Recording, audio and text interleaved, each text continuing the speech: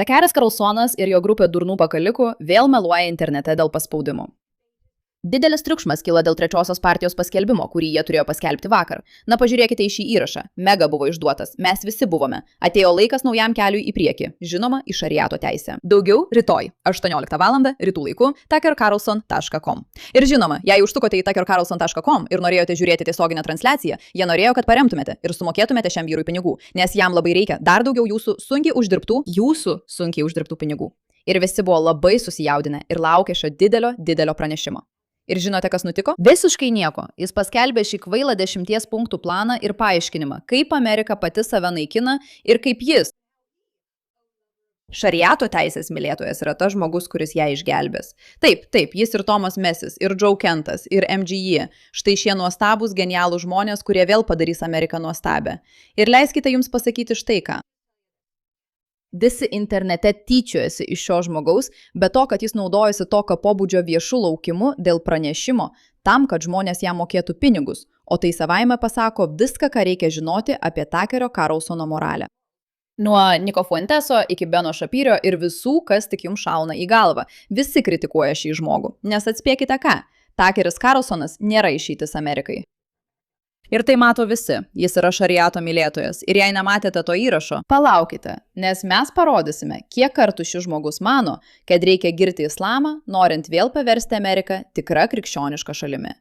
Ir mes žinome, kad jie svarsto apie partijos kūrimą. Tai akivaizdu, juk Joe Kentas tai pripažino, tiesa? Mūsų turtai, mūsų sūnus ir dukros toliau siunčiami į užsienį, mūsų geriausi ir protingiausi žūsta. Vėlgi, jie naudojasi antikarinėmis nuotaikomis, bet jie jau paskelbė, kad labai džiaugtųsi trečiąją partiją. Ir jie tuo naudojasi. Mus išdavė, bet mes vis dar galime atkurti Ameriką, kuri mums buvo pažadėta. Tuckeris paaiškina, kaip tai padaryti rytojaus tiesioginėje transliacijoje, trečiadienį, 18 val. Remolding America after the Great Betrayal. Ir čia matote Trumpo nuotrauką prieš tai, jie iš to daro tokį didelį reikalą. Ir žinoma, iš tikrųjų nieko nevyksta. Turiu omenyje, jūs turite pamatyti, ką apie tai sako Nikas Fuentesas. Jis linksmas ir juokingas ir siaubingas žmogus, bet vis tiek kažkiek teisus šiuo klausimu.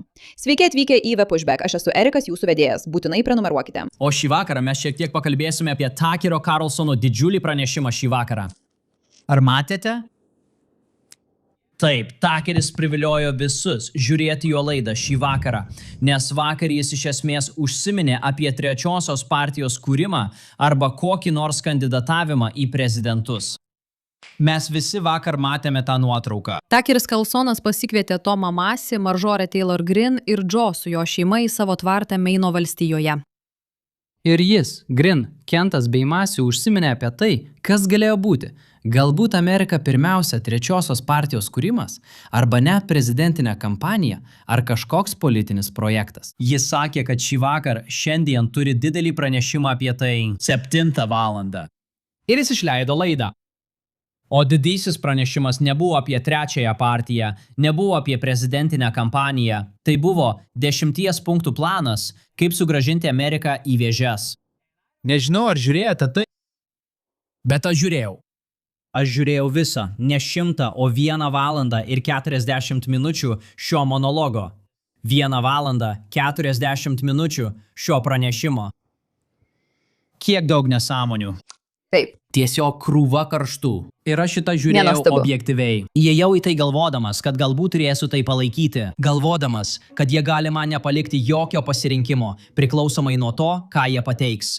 Galbūt man teks tiesiog pritarti ir palaikyti tai kaip artimiausia mūsų vizijai 2028 metams. Taigi aš tikrai į tai žiūrėjau objektyviai ir be išankstinio nusistatymo, nors akivaizdžiai esu šališkas, turiu asmeninių nesutarimų su Tuckeriu ir nesutinku su juo ideologiškai.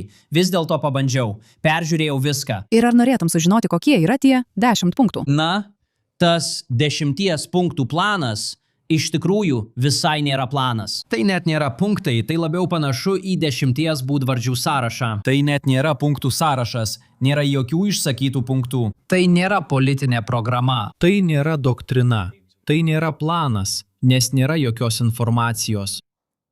Nėra jokių raginimų veikti, nėra jokių veiksmų punktų, iš tikrųjų net nėra jokių idėjų. 10 punktų programa, kurią jis anonsavo. Ar tikrai taip stebitės ir negalite patikėti, kad Tuckeris Carlsonas tiesiog siekia daugiau dėmesio ir žiūrovų savo turiniui, bet iš tikrųjų nesuteikia jokios esmės? Ką? Ne. Vakar jis viliojo mus žiūrėti šią nesąmonę, apsimesdamas, kad ketina įkurti trečiąją partiją. Tai tiesiog pažodžiui yra būdvardžių sąrašas, tiksliau skambių politinių lozungų. Tai ką aš turiu omenyje? Aš išsėdėjau 1:45 minutės šito. Pirmasis punktas iš 10 punktų plano. Teisingumas. Teisingumas yra pirmasis punktas. Norite sužinoti dar vieną? Sveikata. Sveikata yra dar vienas punktas 10 punktų plane. Norite dar vieno? Vienybė. Geras pasirinkimas. Nėra vienybė. Yra tiesiog vienybė. Vienybė, žinoma. Sveikata, vienybė, teisingumas. Žinoma. Tai juk lengva padaryti. Tiesiog padarykime tai. Aišku, argi apie tai nereikėjo pagalvoti iš anksto? Turiu omenyje. 3 iš 10 punktų yra 10 punktų programa. Sveikata. Vienybė. Teisingumas. Sąžiningumas. Padarumas. Grožis. Produktyvumas. Aš to neišgalvoju. Tai ne juokas. Tai yra 10 punktų 10 punktų plane. Būtent todėl jiems nereikia žiūrėti šios tiesioginės transliacijos, nes tai visiška nesąmonė, kaip jie tai pateikia. Tačiau Benas Šapyras turi visą teoriją, kodėl jis tai daro ir kas iš tikrųjų vyksta. Paklausykime, ką jis pasakė PBD laidoje. Turiu jų paskelbtą įrašą Twitter tinkle. Manau, Marjorie Taylor Greene pirmoji paskelbė nuotrauką, kurioje jie yra name Meino valstijoje. Ir man atrodo, tai buvo Joe Kentas. Thomasas Messis, Joe Kentas, MTG ir kai kurios jų žmonos ar vyrai taip. Teisingai. Tada Tuckeris pasakė, kad MAGA buvo išduota. Mes visi buvome išduoti. Atėjo laikas naujam keliui į priekį. Daugiau rytoj vakare, 6 vakaro. Kaip manai, ką gausime iš Tuckerio toliau? Žinai, Jis kalba apie politinę manau, labai partiją. mažai tikėtina, kad jis pradės visavertę politinę partiją. Priežastis, kodėl manau, kad tai mažai tikėtina, yra ta, kad tam reikia nemažai laiko ir pastangų, kurių, manau, Tuckeris greičiausiai nenorės skirti. O trečiosioms partijoms šioje šalyje rinkimuose istoriškai gana prastai sekėsi. Turiu omenyje, jis greičiausiai pradės kokį nors, žinote, jie tai vadina švelnesnė DSA versija dešiniesiems. Ir tarsi vidinis, žinote, pasakos formos dešinioji judėjimo kryptis, kuri bando iškelti, tarkime, pirminių rinkimų kandidatus tam tikrose apygardose ir kuri bando garsiai pasireikšti pirminiuose rinkimuose.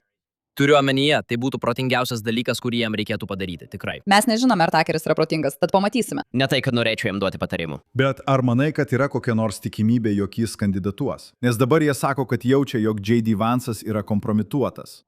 Manau, tai yra labai. Ir manau, kad tai yra labai mažai tikėtina. Taip, akivaizdu, kad jie sako, jog nuvyko ten įtikinti jį kandidatuoti, nes mano, kad tai turėjo būti J.D. Ir dabar jie nepasitikė J.D., nes mano, kad J.D. yra kompromituotas. Dėl Irano karo ir visų tų dalykų. Ką J.D. Vance'as gauna už visą savo lojalumą Tuckeriui Carlsonui, tai būtų gana stulbinama. Ką? Tu nori pasakyti, kad Tuckeris Carlsonas iš tikrųjų neišlaiko lojalumo žmonėms? Ką? Kaip? Ką? Oho, negaliu to patikėti. Turiu omenyje, baik. Turiu omenyje, faktas tas, kad viceprezidentas akivaizdžiai turi labai artimus santykius su Tuckeriu Carlsonu. Žinote, tai jo teisė. Jos sūnus anksčiau dirbo pas jį. Taip, Buckley'is dirbo jo biure. Neturiu nieko prieš Buckley, girdėjau, kad jis geras vaikinas.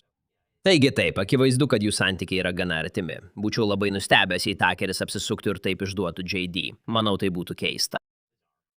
Kai nusprendėme sukurti batą, tiesa? Štai ir viskas. Štai jums. Tai yra Beno Šapyro teorija apie visą šitą reikalą, kuri yra tokia, žiūrėkite, jis iš tikrųjų nesistengia tapti prezidentu. Jis tiesiog bando išsakyti savo požiūrį į dalykus. Tai tokia labai antikarinė, kraštutinė, dešinioji, absurdiška žmonių grupė, kuri iš esmės yra prieš Ameriką. Vėl prisiminkite, tuoj pažiūrėsime klipą apie šariato teisę. Jis nori jiems suteikti balsą.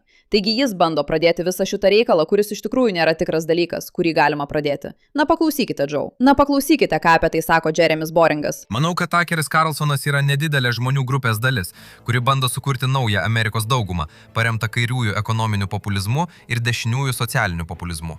Tuckeris bando sukurti naują Amerikos daugumą. Iš kairiųjų ekonominio populizmo ir dešiniųjų socialinio populizmo. Jis sako, kad jo mėgstamiausi demokratai yra Elizabeth Warren ir Bernie Sandersas.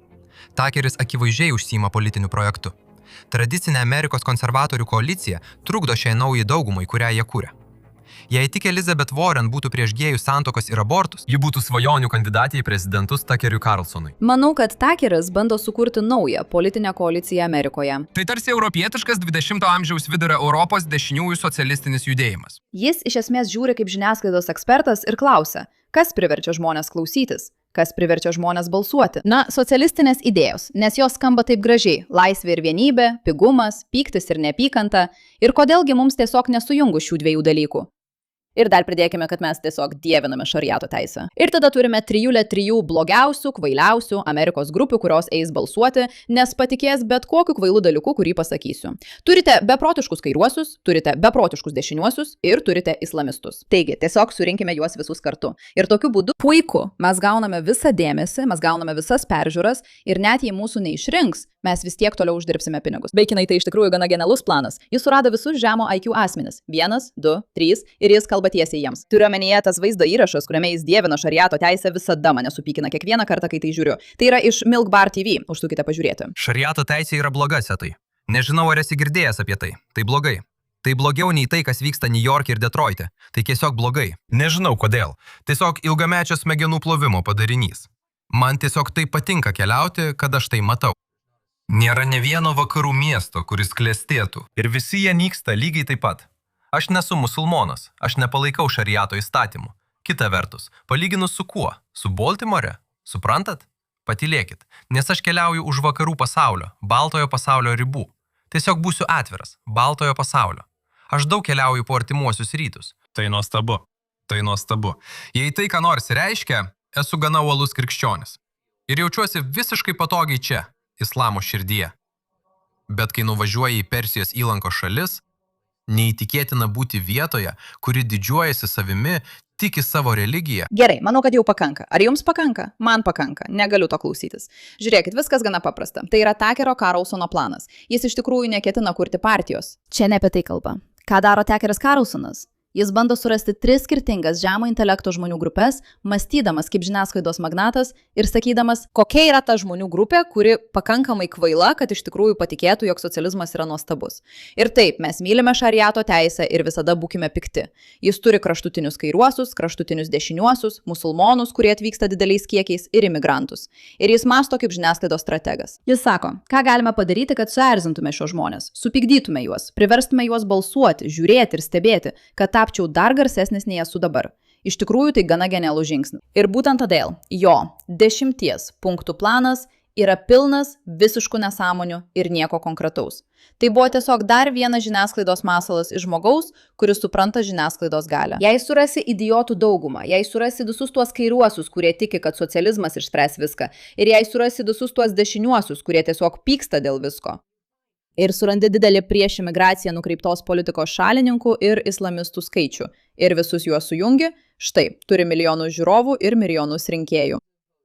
Jam nerūpi Amerika. Jam rūpi tik jis pats. Tai buvo nuo pat pradžių ir nereikia būti genijumi, kad tai pamatytum. Ačiū uždėmesį, pona Mantai.